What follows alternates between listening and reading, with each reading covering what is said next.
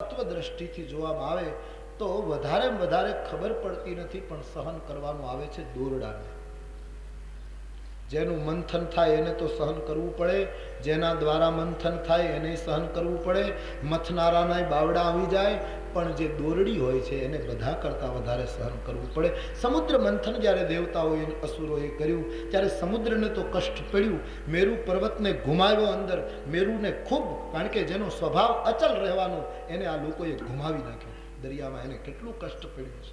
અને દેવતાઓને અને અસુરોને કષ્ટ પડ્યું છે, પણ બધા કરતા જેનું કષ્ટ દેખાતું નથી એ સર્પના દોરડા કર્યા હતા મંથનમાં, તો એ સર્પને કેટલું કષ્ટ પડ્યું છે. અને સર્પ માટે તો આજ પણ ગામડામાં એમ કહેવાય કે કોઈ માણસ હિંમત કરી અને સર્પનું પૂંછ પકડીને 2 વખત ઘુમાવે તો એના બધા મકોડા તૂટી જાય, સર્પ ખલાસ થઈ જાય, સર્પ પછી કામ ન કરી શકે. તો મેરુ પર્વતના દોરડા સર્પના કરીને દેવતાઓએ એને ગુમાવ્યો, ત્યારે સર્પની કઈ દશા થઈ. એટલે સમુદ્ર મંથનમાંથી અમૃત નીકળ્યું, એમાં મોટામાં મોટી કુરબાની હોય તો એ સર્પના દોરડાની કુરબાની છે. એમ રામાયણના મંથનમાં દુનિયાને રામ રાજ્યનું અમૃત છે મળવાનું, એમાં મોટામાં મોટી કુરબાની હોય તો આ માં કૈકેયીને સર્પની ઉપમા આપી છે, કારણ કે એ દોરડું બની છે. અને મોટામાં મોટી કુરબાની ભુજંગ ભામિની શબ્દનો અર્થ સંતોએ આવો કર્યો છે. કારણ કે પ્રેમ અમીય મંદર બિરહ ભરત પયોધિ ગંભીર મથી પ્રગટે સુર સાધુ હિત કૃપા સિંધુ રઘુબીર. પુરાણની આખી વાર્તાને તુલસીદાસજી આ સંદર્ભમાં રામ વનવાસ માટે ઉતારી છે. 2 વરદાન માંગવા છે, એ રૂપી જીભ છે, મર્મસ્થાન શોધે છે કે ક્યારે ડસું. અને મહારાજ દશરથજી કૈકેયીના આ વર્તનમાં પણ કામ કૌતુક જોતા હતા, કારણ કે દશરથજીની દ્રષ્ટિમાં આખી વાત જુદી હતી. તુલસીદાસજી પોતાના સાહિત્યમાં કહે છે કે કામનો સર્પ જેને કરડે એને વિષયનો લીમડો મીઠો લાગે. જેમ ગામડામાં સાપ કરડે પછી જુવાર ખવડાવો તો કડવી લાગે, અને લીમડાના પાન ખવડાવો તો મીઠો લાગે, એમ કામનાનો સર્પ જેને અડી જાય એને વિષયોના લીમડાના પાન મીઠા લાગે. એમ દશરથજીને ખબર નહીં પડી, એને જણાયું નહીં, એટલે તો એ આગળ બોલ્યા છે, બાર બાર કહેરાવ સુમુખી સુલોચની પિકબયની કારણ મોહી સુનાવ ગજ ગામિની નિજ કોપ કર. એ કઈ તારા ક્રોધનું કારણ મને બતાવ, શું થયું? તું કહે તો રંકને રાજા બનાવું, તું કહે તો રાજાને રંક બનાવું. કોણે તારું અહિત કર્યું? મહારાજ આવું કહેવા લાગ્યા. કાલે કેટલો મોટો દિવસ છે, તારા મનના મનોરથો પૂરા થાય. ભામિની ભયવું તોર મન ભાવા, તારા મનની ઈચ્છા પૂરી થાય. રાજાને એમ લાગ્યું કે રામરાજની વાત કરી દઉં એટલે ખુશ થઈ જશે, કારણ કે કૈકેયીને ખૂબ રામ પ્રિય છે. એટલે કહું કાલે રામને રાજ તિલક થાય. કૈકેયીના મન ઉપર કોઈ એનો પ્રતિભાવ, કારણ કે આખી યોજના પૂરી કરવી છે, ના આવવા દીધો માતાએ. ત્યારે દશરથજીને શંકા પડી છે કે દેવી કાલે રામ રાજ તિલક છે, જલ્દી શણગાર સજે. અને દેવી કાલે રામ રાજ તિલકની વધાઈમાં તમારે જે જોઈએ તે મારા પાસે માંગ. કઈ કહ્યું માંગ આપ કઈ વાર બોલ્યા, કોઈ દિવસ દીધું લીધું છે? મારા 2 વરદાન માંગના છે, એ પણ મળશે કે કેમ? દશરથજી હસી પડ્યા, થાપણ રાખીને તે માંગ્યું નહીં. મારો ભોળો સ્વભાવ વ્યસ્તતામાં ભૂલી ગયો, 2 ને બદલે 4 માંગો, તમારા વચન પૂરા ન કરું. હું રઘુકુળની પરંપરાની ઘોષણા કરીને બોલું છું. આમ કહીને મહારાજ દશરથજી આ પ્રસંગે રામાયણની વિશ્વ પ્રસિદ્ધ ચોપાઈનું ઉચ્ચારણ કરે છે. બાબાજી કે શબ્દ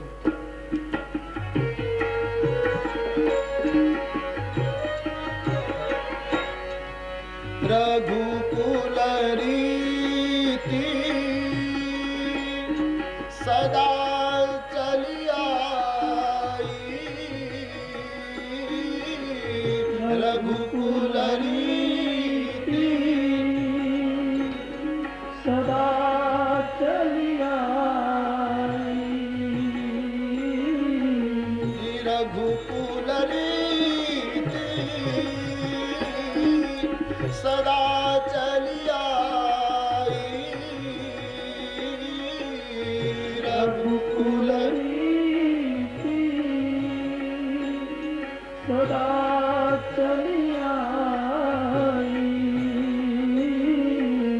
પ્રાણ જાહુ બરું વચન જાહી, પ્રાણ જા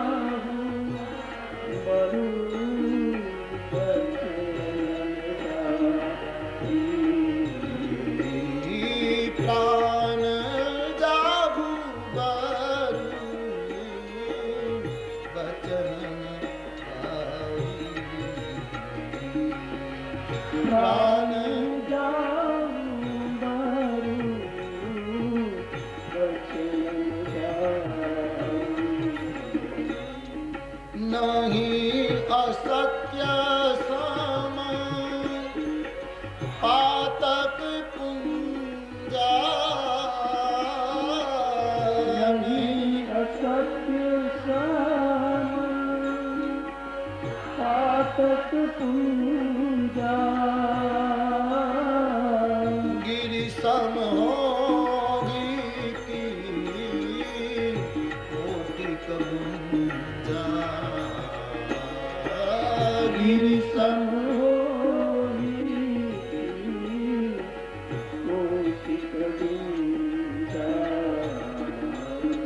गिरि सम होगी की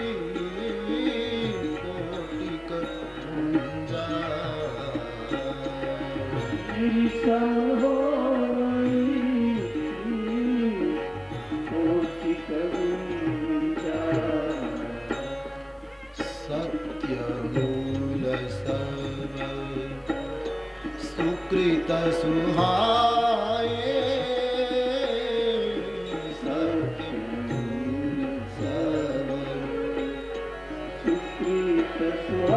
सर्व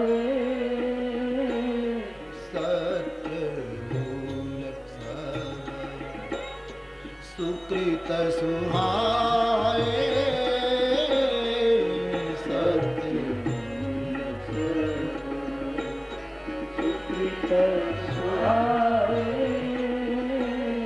वेद पुराण विदित मनु गाए वेद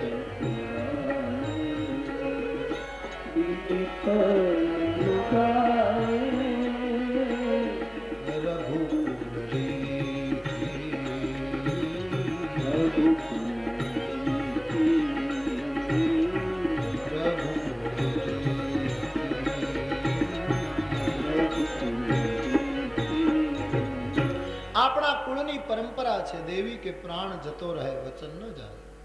વળી અસત્ય સમાન જગતમાં કોઈ પાપ નથી અને ત્રીજું સત્ય સમસ્ત સુકૃતનું મૂળ છે એમ શાસ્ત્ર પુરાણોની ઘોષણા છે. માટે બેને બદલે 4 માંગી લો અને તમારી માંગણી પૂરી ન કરું તો મને રામ સોગન રામની કસમ બોલી. અને જ્યારે દશરથજી બોલ્યા કૈકેયીના હાથમાં કાબુ આવી ગયો કે હવે મહીપતિ બદલશે નહીં. યોજના પૂરી કરવી હતી એટલે શણગાર સજ્યા. પણ રામ વનમાં જાય એના પહેલા માં કૈકેયીનો વનવાસ દેખાડી દીધો તુલસીદાસ. ભીલડી હોય વનમાં રહે, ભામિની હોય એ ભવનમાં રહે. તુલસીદાસજી કહે છે કૈકેયી માં શણગાર સજતી હતી ત્યારે એ કોઈ રાજરાણીના ભાવથી શણગાર નહોતી સજતી. પણ હવે મારો રામ જાય એના પહેલા હું મારી ભૂમિકા વનવાસની બનાવી લઉં. એટલે તુલસીદાસજી શબ્દનો પ્રયોગ કરે છે ભૂષણ સજતી બિલો કી મૃગ મન હું કિરાતીની ફન अपने आप को भीलनी बना ले. राम वनमा जाए एना पहला अयोध्याમાં રહી વનવાસી ભૂમિકા માની જ્યારે દેખાય માએ એવો નિર્ણય કર્યો. યોજના પૂરી કરવી હતી એટલે તો શણગાર કરે. બાકી અંતર રડે છે. રામ વિયોગ ગમતો નથી. ખૂબ રામને પ્રેમ કરે છે પણ જગતને રામ રાજ્ય આપ્યું હતું માટે યોજના પૂરી કરવા માટે પગલું લીધું છે. તુલસીદાસજી વર્ણન કરે છે શણગાર ધારણ કરી મહારાજની નજીક આવ્યા છે અને મહીપતિને જ્યારે ઘોષણા કરી છે કે બોલો માંગો, હવે વચન માંગવાની તૈયારી કરે છે. મંથરાએ એમ કહ્યું તું રાજ માંગજો પુત્ર માટે અને રામને વનવાસ આપજો. આ શબ્દો હતા પણ માં કૈકેયીએ બંનેમાં ફેરફાર કરી નાખ્યો. પુત્ર માટે રાજની માંગણી ન કરતા, રાજ તો માંગ્યું જ છે પણ રાજ શબ્દનો પ્રયોગ ન કરતા ટીકા શબ્દનો પ્રયોગ કર્યો. અને મંથરાનો ઈરાદો હતો કે રામને વનવાસ એટલે કે આજીવન વનવાસનો ઈરાદો હશે. કોઈ શબ્દનો આંકડો નથી આપ્યો કે આટલા વર્ષનો વનવાસ. પણ કૈકેયીએ માંગ્યું ત્યારે 14 વર્ષનો વનવાસ. નિર્ણયોમાં કૈકેયીના સ્વતંત્ર છે. મંથરા નિમિત્ત બની છે એટલે માં કૈકેયી વચન માંગવા તૈયાર થયા. મહારાજ દશરથજીને કહ્યું, બહુ સરસ શબ્દ લાગે છે હમકો કે હે રાજન તમે મને પ્રાણ પ્રિય છો. બહોત અચ્છા બોલો. આપ એમ નહીં માનશો કે તમે મને નથી પ્રિય. તમે મારો પ્રાણ છો ભગવાન. અને એટલે પ્રાણ જાય પણ વચન ન જવા જોઈએ. તમે મારા પિતાને વચન આપ્યું છે તમારી દીકરીનો જે પુત્ર હશે એને રાજ મળશે. કાલે તમારા વચન તૂટશે. કારણ કે જ્યારે કૈકેયીની સાથે લગ્ન થયા ત્યારે આ શરત થઈ હતી. કૈકેયીના પિતાને દશરથજીએ કહ્યું હતું તમારી પુત્રીનો જો પુત્ર એના દ્વારા પુત્ર પ્રાપ્તિ થશે તો સત્તા એને મળશે. એ વચન તૂટે નહીં.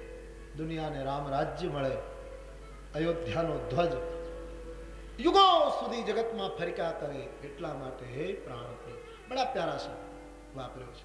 સ્વાર્થી નથી કે મહારાજા પાસેથી ભરત માટે શાસન લેવા માટે એ સ્વાર્થના શબ્દો બોલે કે હે પ્રાણપ્રિય, આમ બીજાને રાજી કરવા માટે. સામાન્ય મહિલા નથી, પણ તમે મને પ્રાણ કરતાંય પ્રિય છો. હું આશા રાખું તમે મને સમજી શકશો. આમ કહીને માં બોલી. ગોસ્વામીજીએ લખી લીધું પ્રાણ પ્રિય ભાવત જીકા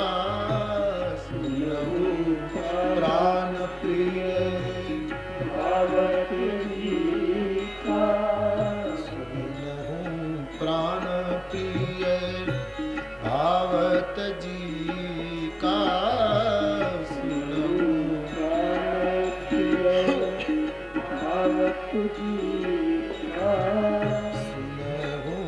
प्राण प्रिय भावत जी का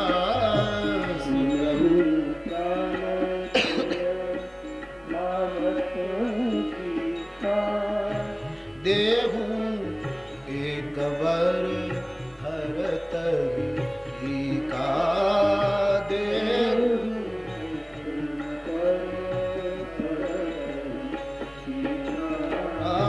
देहूं एक वर भरत ही का देहूं एक वर भरत.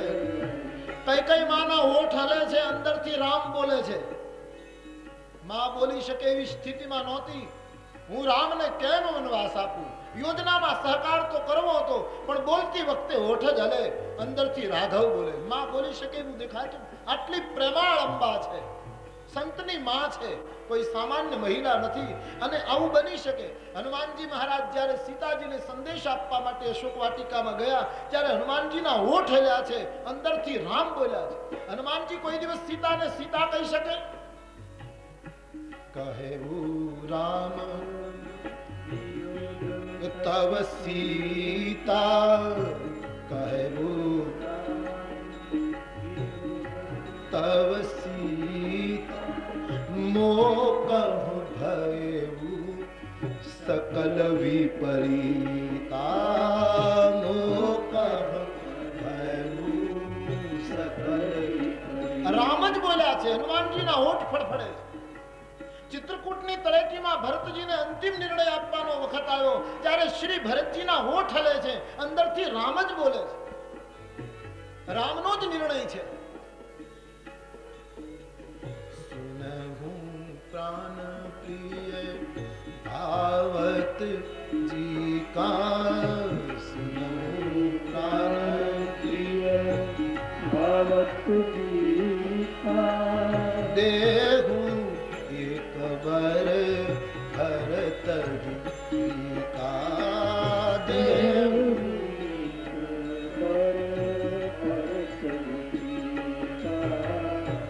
માંગણી કરી ભરતને ટીકા પ્રાપ્ત થાવ. મંથરાએ કહ્યું તું રાજ માંગજો. ટીકાનો અર્થ રાજ તિલક જ થાય, પણ ટીકા શબ્દ ખાસ વાપર્યો છે. એનો અર્થ એ ગણાય કે કઈ કઈ માએ કહ્યું મારા ભરતને ટીકા મળો, એને બદનામી મળો, પણ મારા રામની પ્રસિદ્ધિ દુનિયામાં થાય. ભરતને બદનામી મળો. હું મારા પુત્રની બદનામી જોઈ શકું, કૌશલ્યા નંદનની બદનામી નહીં જોઈ શકું. રાઘવની કીર્તિ દિગંતમાં ફરકે. એટલા માટે ભરત માટે બદનામીની માંગણી કરી અને ભરતની ટીકા કરી અયોધ્યાવાસીઓએ. ખૂબ અયોધ્યાવાસીઓએ ટીકા કરી. એ તો સજ્જન માણસોએ લોકોને રોક્યા, પછી શાંત થયા. બાકી અયોધ્યાના માણસો બોલ્યા છે કે પોતાની માની સાથે આ ભરતની સંમતિ હોવી જોઈએ.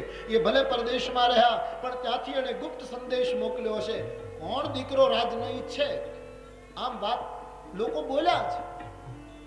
તો પહેલી માંગણી ભરતને ટીકા પ્રાપ્ત થાવ. માનસકાર કહે છે નહું प्राण प्रिय भावत जी का सुनहु प्राण प्रिय भावत जी का देहु एक बर भरत जी का देहु एक बर भरत जी का तो भरत ने टीका प्राप्त था, राज प्राप्त था, પણ શબ્દ ટીકા વાપર્યો એનો ગર્ભિત ઇશારો આ.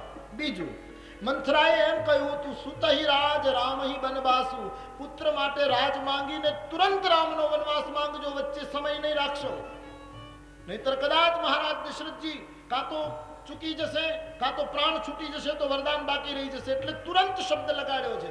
અને મંથરાનું કહેવું જ જો કરવું હોત તો તુરંત રાજની રામ વનવાસ માંગ્યો હોત, કારણ કે મંથરાનો ક્રમ આ હતો સુતહી રાજ રામહી બનવાસુ, તુરંત વનવાસ માંગવાનો. પણ કઈ માં તુરંત વનવાસ ન માંગી શકી, જીવ નચાજો, ધ્રુજી ગઈ, એટલે એક ચોપાઈ વચ્ચે નાખી દીધી, થોડો વિલંબ કરી નાખ્યો, તુરંત વનવાસ ન બોલી શક્યા, એટલે એક ચોપાઈ વચ્ચે આવી ગયો. સ્વામીજી કહે માંગહું દૂસર બર કર જોરી. અયોધ્યામાં આપ શુકનો શરૂ થયા, દીવાઓ પૂજાવા માંડ્યા. માંગહું દૂસર બર કર જોરી, માંગહું દૂસર बर कर जोरी પૂરવાહુનાથ મનોરથ મોરી, પૂરવાહુનાથ मनोरथ मोरी પૂરવાહુનાથ મનોરથ મોરી, नाथ मनोरथ मोरी मनोरथ मोरी. મારું બીજું વરદાન આશા છે આપ મારા મનોરથો પૂરા કરશો. કયો મનોરથ? અયોધ્યા કાંડના આરંભમાં જે મનોરથની ઘોષણા કરી છે, મુદિત માતુ સબ સખી સહેલી, મુદિત માતુ સબ સખી સહેલી, ફલિત બિલોકી મનોરથ બેલી, ફલિત બિલોકી મનોરથ બેલી, પૂરબ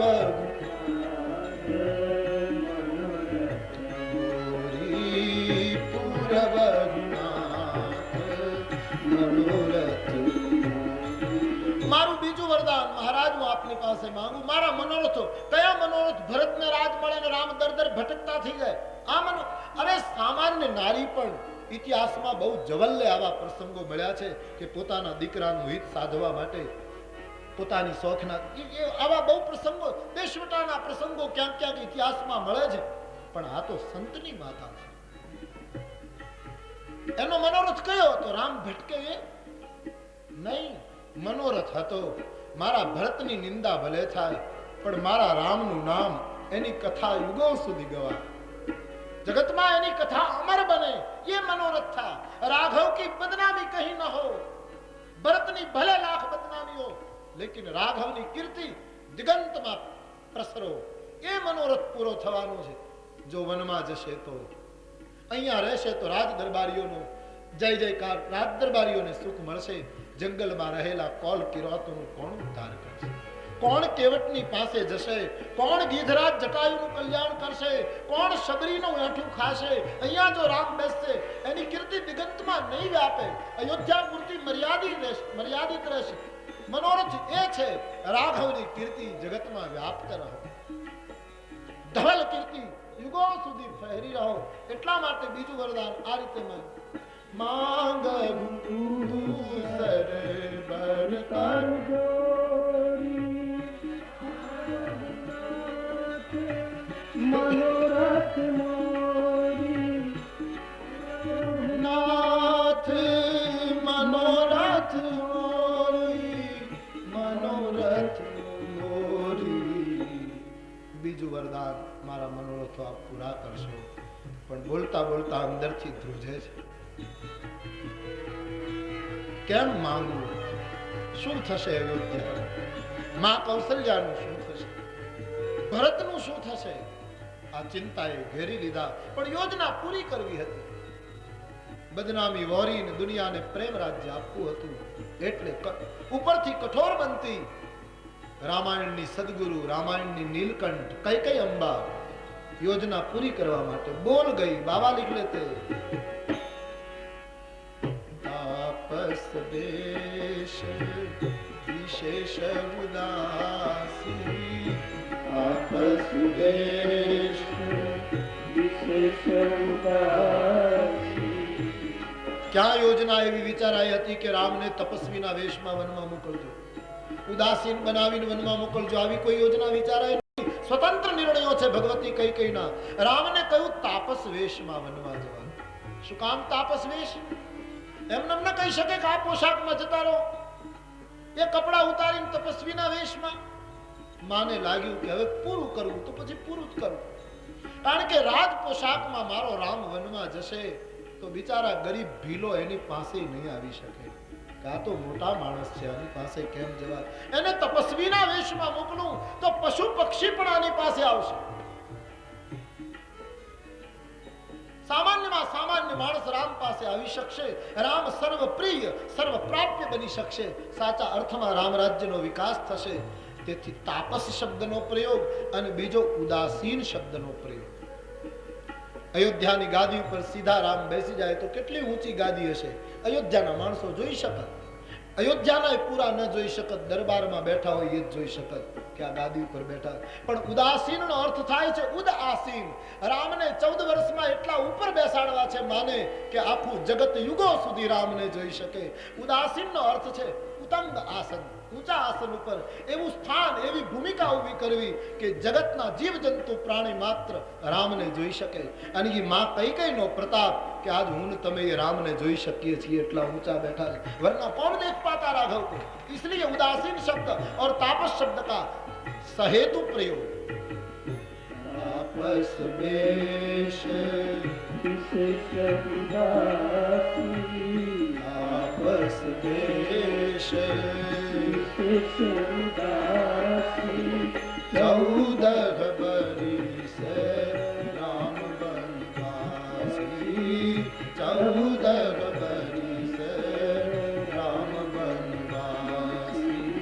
सुनहु प्राण प्रिय भावत जीता, सुनहु प्राण प्रिय भावत जीता. देहु एक बर भरत टीका, देहु एक बर भरत. તપસ્વીનો વેશ લઈ ઉદાસીન બની રામ 14 વર્ષ માટે વનવાસી બને. મંથરાએ તો કોઈ આંકડો આપ્યો નહોતો કેટલા વર્ષનો વનવાસ. સ્વતંત્ર નિર્ણય ભગવતી કૈકેયી અંબાનો 14 વર્ષ તો બસ છે, વધારે નહીં. સંસ્કૃત રામાયણમાં તો આવ્યું છે કે 14 દિવસનો વનવાસ માંગવો હતો. અને માને ભરોસો હતો કે 14 દિવસમાં મારો રામ રામ રાજ્ય સ્થાપી દેશે. પણ એ 14 દિવસ બોલવામાં ઉતાવળમાં ખ્યાલ ન રહ્યો અને 14 વર્ષ બોલાઈ ગયા. આવો ઉલ્લેખ મળ્યો છે. 14 વર્ષ રામ વનવાસી બને.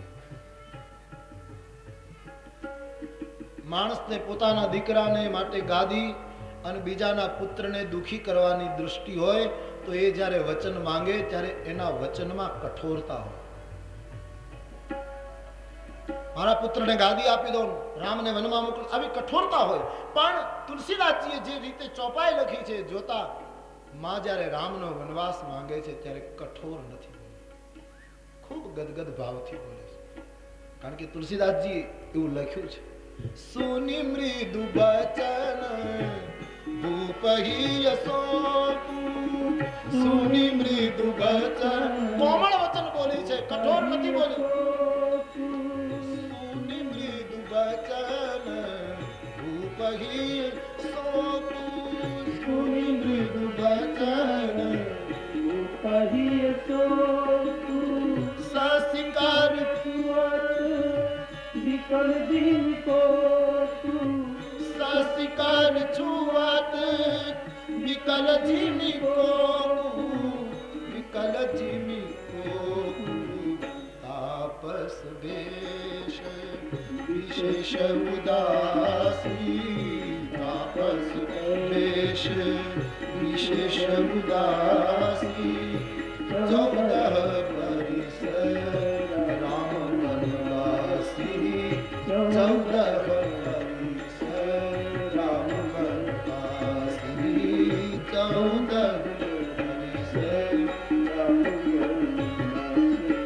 કૈકેયી અંબાના કોમળ શબ્દો હતા છતાંય દશરથજીને એવી રીતે લાગ્યા કે ચંદ્રના કિરણ તો કોમળ છે પણ ચકવાને વેદનાપૂર્ણ લાગે છે એમ મહારાજ અવધેશને એ ખૂબ જ દુઃખપ્રદ લાગ્યા.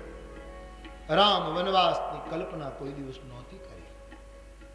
રામ વનવાસનો આકરો શબ્દ જ્યાં માનસમાં અથડાયો છે મહારાજનું એકદમ માનસ ફરવા માંડ્યું છે. હું આ શું સાંભળું છું?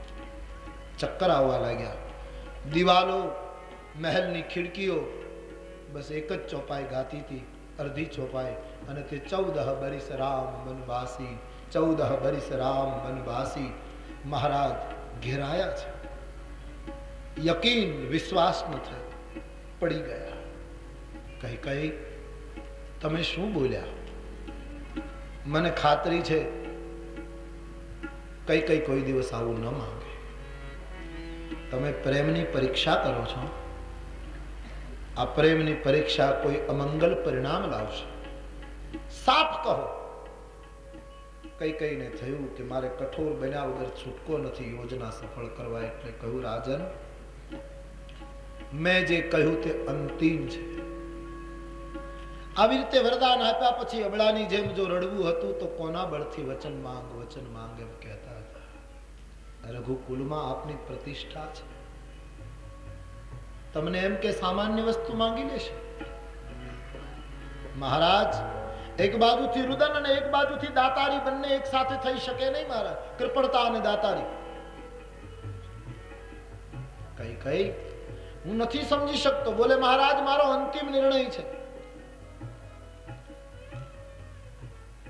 રામ વનવાસ થવો જોઈએ. કઈ હા. અને સાફ શબ્દોમાં કહી દઉં, મહારાજ, આપની કોઈ માયા હવે મને લાગુ નહીં પડે. સુબહ થતા સવાર થતા રામ વનવાસનો માર્ગ નહીં પકડે તો મારું મરણ થશે અને બદનામી તમને પ્રાપ્ત થશે.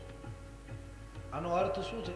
જેમ કોઈ મહિલા પોતાના પતિને ધમકી આપે કે આમ નહીં કરો તો હું આપઘાત કરીશ. કઈ એવી વાત કરે. આ આપઘાતની ભાષા છે.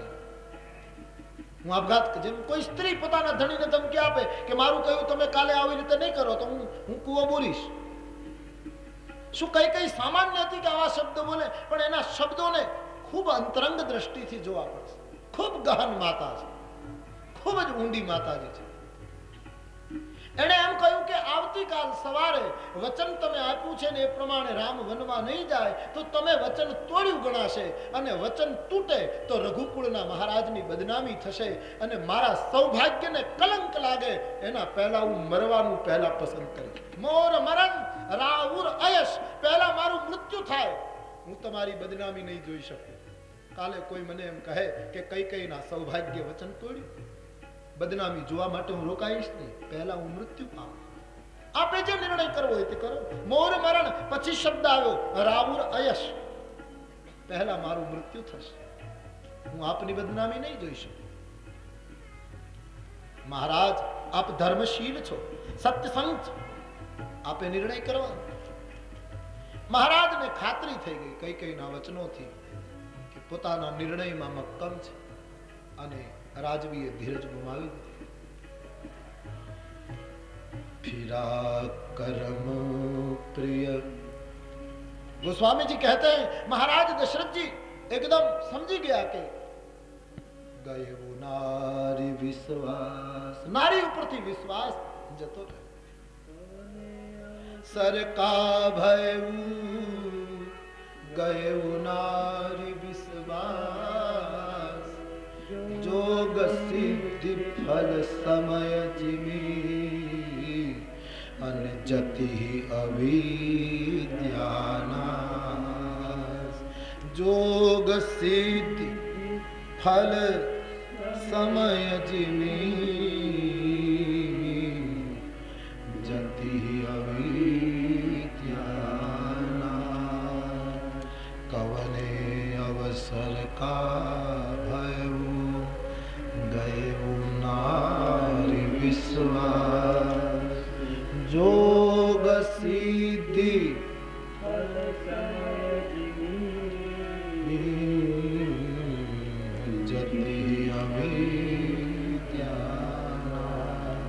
મહારાજ દશરથજીની સ્થિતિ દયનીય થઈ. ગોસ્વામીજી કહે છે કઈ કઈ મક્કમ રહ્યા છે. મહારાજ દશરથજીએ કઈ કઈને કહી દીધું કે હવે જ્યાં સુધી હું જીવતો રહું ત્યાં સુધી કઈ બોલીશ નહીં. રામ વન જશે, જે બનવાનું હશે બનશે. 14 વર્ષ પૂરા થશે, રામ પાછો આવશે. મારા સંતાનો ઉપર મને ભરોસો છે, ભાતૃભાવમાં ભંગ નહીં પડે. બધું પાછું હતું એમ થઈ જશે 14 વર્ષ પછી અયોધ્યાનું. પણ બે વસ્તુ નહીં મટે, તોર કલંક ઘોર પછતાવા. તારું કલંક અને મારો પસ્તાવ આને કોઈ મિટાવી નહીં શકે. હવે મને આગળ કહીશ નહીં. આમ કરી મહારાજે પોતે નિર્ણય કરી મૂર્છિત થયા, પડી ગયા. અહીં સવારનો સમય થયો. લોકોની ભીડ દરવાજે ભેગી થઈ છે. જય હો નો નાદ થાય. લોકો પૂછવા લાગ્યા, હજી મહીપતિ ન જાગ્યા? મહારાજા તો ચોથા પ્રહરમાં જાગે અને આજે અમને ખૂબ આશ્ચર્ય લાગ્યું. આમ લોકો એકબીજાને પૂછવા લાગ્યા છે. સુમંતને રાજવીને ખબર લેવા માટે મોકલ્યા છે. આખા નગરનું પ્રતિનિધિત્વ કરતા સાધુ ચરિત સુમંત કઈ કઈ ભવનમાં પ્રવેશ કરે છે. મંથરાએ કહ્યું કઈ કઈ કોપ ભવનમાં મહારાજા અને રાણી છે. મંથરા જે વૃત્તિ છે જેની ચર્ચા આપણે આરંભમાં કરી, એનું માર્ગદર્શન જગતમાં જે માણસો લેશે એને બધાને કોપ ભવન જ મળશે, કનક ભવન કોઈને નહીં મળે. મંથરાનું માર્ગદર્શન કોપ ભવન જ આપી શકે. સુમંતને પણ ચિંતા થઈ. કોપ ભવનમાં જઈને જોયું મહારાજ મૂર્છિત, કઈ કઈ પોતાની જગ્યાએ કાયમ, અને પોતાના મહીપતિને આ રીતે પડેલા જોઈ. સાધુ ચરિત્ર સુમંત એક બહુ સુંદર પાત્ર છે. માણસ બડા સાધુ ચરિત્ર. રામજી અને મહારાજ દશરથજી જેટલો આદર આપતા તાત કહીને બોલાવે છે, આપ અમારા પિતા છે. સુમંતના નેત્રો ભીજાયા. આ શું થયું? અવધના અન્નદાતા પ્રણામ કરે. અવદેશ કઈ કહી શક્યા નહીં. કઈ કઈને પૂછ્યું. કઈ કઈએ કહ્યું કે હેતુ તો ભગવાન જાણે છે મહારાજની સ્થિતિનું. રામ રામ કહીને સવાર પાડી છે. એક કામ કરો સુમંતજી, તમે રામને અહીં લઈ આવો. હવે રામને અહીં લઈ આવો, આ કઈ કઈનો જે આદેશ છે એના અંતરંગ ભાવ ઉપર વિચાર કરો. શું કામ રામને ત્યાં બોલાવે છે? વનવાસ જ આપવાનો હતો તો એમ કહી દે કે બસ ત્યાંથી સીધા રામ રવાના થાય. પણ અહીં લઈ આવવાનો અર્થ કઈ કઈનો અંતરંગ ભાવ છે, અંદરથી રડે છે. આમાં એને એમ થયું કે યોજના પ્રમાણે વનવાસ તો આપું છું, પણ રામ સીધા ત્યાંથી જતા રહેશે તો પછી ક્યારે દર્શન થશે?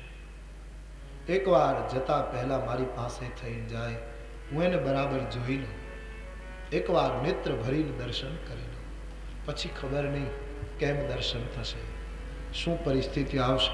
ઈચ્છા છે અંતરની કે છેલ્લી વાર 14 વર્ષના વનવાસનો આરંભ થાય એના પહેલા રાઘવ દર્શન કરી લો. માટે કહ્યું રામને અહીં લઈ આવો. સુમંત સમજી ગયા કે કારણ ગમે તે હોય પણ રામજીનું અહીં આવવું અનિવાર્ય છે. સુમંત ગયા. રામજી પૂજામાં હતા. વાત કરી, પિતા યાદ કરે છે. એ જ વસ્ત્રમાં રામજી માં કઈ કઈના ભવનમાં આવ્યા. લોકોએ આ દ્રશ્ય જોયું, આ ઘટના જોઈ, અને એક શંકા કુશંકા લોકોના માનસમાં જાગી છે. ખૂબ જ અસ્વસ્થ લોકો, કારણ કે પૂરી તૈયારી રાજ તિલકની હતી અને શું થઈ રહ્યું છે કોઈને ખબર નહીં. બાબાજી વર્ણન કરે છે ભગવાન રામ કઈ કઈના ભવનમાં આવ્યા છે. માનસકારનો મત છે પહેલી વાર રામજીએ દુઃખ જોયું. પોતાના પિતા પડ્યા છે, રુદન કરે છે. પ્રણામ કર્યા. પિતાજી કંઈ બોલી ન શક્યા. ત્યારે ભગવાન રામજીએ લીલાની ભૂમિને દીપાવતા માં કૈકેયીને કહ્યું, મોહી કહું માત તાત દુઃખ કારણ. માં, મારા પિતાના દુઃખનું કારણ મને બતાવો, હું યત્ન કરું જેથી કરીને એનું નિવારણ થાય. કૈકેયી માએ બધી વાત કરી કે આમ બન્યું છે, લીલા કરવી છે એટલે બધું વાત. માં કૈકેયીની પોતાની યોજનામાં જે સહયોગ છે, બદનામી વરીને પણ માએ આ કાર્ય કરી રહી છે, એ જોતા ભગવાન રામજી ખૂબ રાજી થયા. તુલસીदास जी इस मतलब की चौपाई लिखते हैं.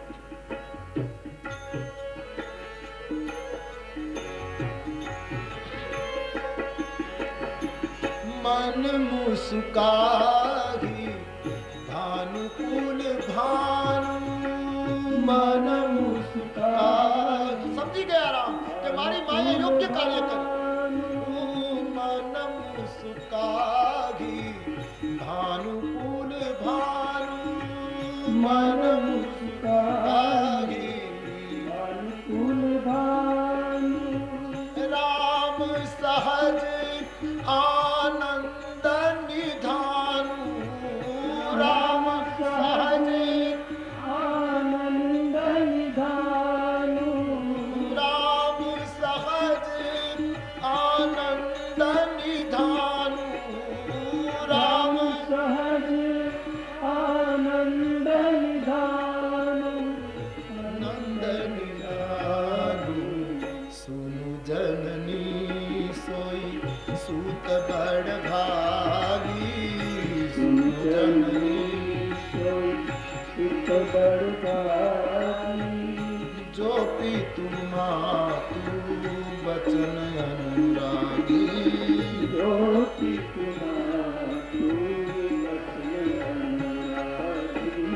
तनय मातु पितु पोषनिहारा, तनय मातु पितु पोषनिहारा. दुर्लभ जननी सकल संसारा, दुर्लभ जननी सकल संसारा, दुर्लभ जननी सकल संसारा, दुर्लभ. ભગવાન મનમાં મનમાં મુસ્કુરાયા. સહજ આનંદ નિધાન રામ ભદ્રે માને કહ્યું, આજથી તું મારી જનેતા છે. કારણ કે રઘુવંશના રામની જનેતા કૌશલ્યા, પણ રામ રાજ્યના રામની જનેતા તું છો. તારા વગર રામ રાજ્યનો રામ દુનિયાને કોણ આપે? અને કોઈ વાતને આપણા દેશમાં દ્રઢ કરવી હોય તો 3 વાર કહેવી પડે. એટલે રામજી કૈકેયીને 3 વાર જનની કહે કે તું મારી પ્રસૂતા છે, તે મને જન્મ આપ્યો છે. સાચા અર્થમાં રામ રાજ્યનો રામ આજ તે પ્રગટ કર્યો, નહીતર તો રઘુકુળનો રામ એક ધર્મ રાજ્ય દુનિયાને મળત, પ્રેમ રાજ્ય આપનારી તું છે. માટે સુનું જનની હે મારી પ્રસૂતા. એ દીકરો બળભાગી છે જે મા બાપના વચનનો અનુરાગપૂર્વક પાલન કરે. ખીજ કરીને તો ઘણા પાલન કરે. મા બાપ કહે કામ કર કે આ કરીએ છીએ, હવે તમે કહો છો એમ પાળવાનું નહીં. જો પિતુ માતુ બચન અનુરાગી, અનુરાગથી મા બાપની આજ્ઞા પાળે એવો દુર્લભ છે પુત્ર. માતા પિતાને સંતોષ આપે એ પુત્ર દુર્લભ છે. માં, હું વનમાં જઈશ તો મને કેટલા ફાયદા થશે. મુનિજન મિલન વિશેષ બન સબહી ભાંતિ હિત મોર, તેહી મહ પિતુ આયસુ બહુરી અને સંમત જનની તોર. આટલા ફાયદા થશે. અને સર્વશ્રેષ્ઠ ફાયદો જ્યારે પ્રભુ બોલ્યા ત્યારે રાઘવના નેત્રમાં આંસુ આવ્યા કે ભરત પ્રાણ પ્રિય પાવહી રાજ. મારો ભરત અયોધ્યાનો માલિક બનશે. મને એમ લાગે છે મા વિધાતા મારો દરેક રીતે સવળો થયો. અને આટલા ફાયદા જો મારી નજર સામે હોય અને જો હું વનમાં ન જાઉં તો 1 નંબરનો મને મૂઢ ગણજો. ગોસ્વામીજી રાઘવ के शब्द के लिख लेते हैं, जो न जाऊं वन ऐसे ही काजा, जो न जाऊं वन ऐसे ही काजा. प्रथम गनिया मोही मूढ़ समाजा, प्रथम गनिया मोही मूढ़ समाजा, मूढ़ समाजा. जो न जाऊं वन ऐसे काजा, जो न जाऊं वन ऐसे काजा. प्रथम गनिया मोही मूढ़ समाजा.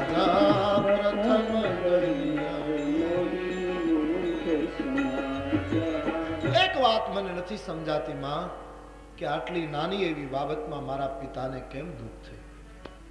મને પહેલા કહ્યું હોત તો હું ક્યારનો નીકળી ગયો હોત. આ તો સામાન્ય છે, કાલે 14 વર્ષ પૂરા થશે. પિતાને સમજાવવાની ચેષ્ટા. મહારાજને ખબર હતી કે રામ આ રીતે જ અર્થ લેશે. કોશિશ કરી, અસફળ. સુમંતને પિતાજીની પાસે રાખી સચિવ પુત્રને સાથે લઈ પિતાજીને કહ્યું, હમણાં મારી માં કૌશલ્યાને વંદન કરી આશીર્વાદ લઈને આવું છું. દશરથજી રો પડે. રામજી મહેલની બહાર નીકળ્યા. વાત નગરમાં વ્યાપી ગઈ. આખા ગામને એક સાથે વીછીઓ કરડ્યા હોય આવી વેદના તુલસીદાસજી કહે છે. એક સાથે નગર આખાને જાણે વીછીઓએ ડંખાતા. વેદનાથી લોકો ભરાઈ ગયા. કેટલી કેટલી તૈયારીઓ કરી હતી. રંગોળીઓ ભૂસાઈ, દીપમાળાઓ બુજાય, કમાનો તૂટી, ફૂલના હારો મુરઝાયા, નવા કપડાં પહેરી અને લોકો તૈયાર થયા. આજ અમારો રામ રાજા બનશે. પરિસ્થિતિ વિપરીત હો ગઈ. વૃદ્ધ માણસોએ સાંભળ્યું, રડી પડ્યા કે હવે 14 વર્ષ પછી રામ આવે, ત્યાં સુધી તો અમે ક્યાંથી જીવતા રહીએ. નાના નાના બાળકો, વૃદ્ધાઓ, મહિલાઓ સાપ આક્રંદ કરે. કઈ કઈને કહેવા લાગ્યા છે, કઈ કઈ આ શું કર્યું. ખૂબ બોલ્યા, કઈ કઈને ખૂબ અપવાદ આપ્યો. ઋષિ પત્નીઓ કઈ કઈને સમજાવવા ગઈ કે કઈ કઈ તમે આ શું કર્યું, હજી વાત ફેરવી શકો છો. કઈ કઈ માં તો આખી લીલા પૂરી કરવી છે, પણ ઋષિ પત્નીઓ જ્યારે સમજાવવા આવી ત્યારે કઈ કઈ માને મનમાં એક ક્ષણ માટે હસવું આવ્યું કે તમારા માટે તો હું એને વનમાં મોકલું છું. તમારી ઋષિ સંસ્થા ખતરામાં છે, તમારા યજ્ઞો અટકી પડ્યા છે, તમારું વેદ અધ્યયન અટકી પડ્યું, એટલા માટે હું એને વનમાં મોકલું છું. તમે મને શિખામણ આપવા આવ્યા છો. એ વનમાં નહીં જાય તો શું થશે? જપ જોગ વિરાગા તપ મખ ભાગા શ્રવણ સુનઈ દસ. જાપ તાપ જોગ મખ આ બધું ભાગી ગયેલું રાવણના ત્રાસથી. એની પુનઃ સ્થાપના કરવા માટે હું આ યોજના કરું. બાકી મારો રાઘવ બન જાય એ શું મને ગમે છે? પણ ઋષિ પત્નીઓ આ વાત ન સમજી શકી એટલે ઋષિ પત્નીઓએ પણ આલોચના કરી. વ્યાધિ અસાધ્ય જાનતી ન ત્યાગી. વ્યાધિ અસાધ્ય જાનતી ન ત્યાગી. આ અસાધ્ય રોગ છે. મત મંદ અભાગી.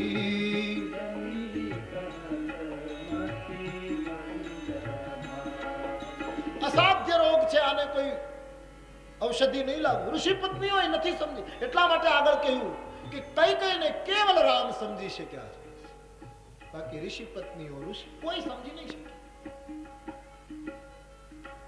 ભગવાન રામ માં કૌશલ્યા પાસે પહોંચ્યા છે. તુલસીદાસજી કહે છે માને પ્રણામ કર્યા છે. રઘુકુલ તિલક જોરી દો હાથા. રઘુકુલ તિલક જોરી દો હાથા. ઉદિત માતુ પદ નાયવ માથા. ઉદિત માતુ પદ નાયવ માથા. ઉદિત માતુ પદ નાયવ માથા. મુદિત માતૃ પદ નાયવ માથા. નાયવ બાર બાર મુખ ચુંબતી માતા. બાર બાર મુખ ચુંબતી માતા. નયન પુલકિત ગાતા.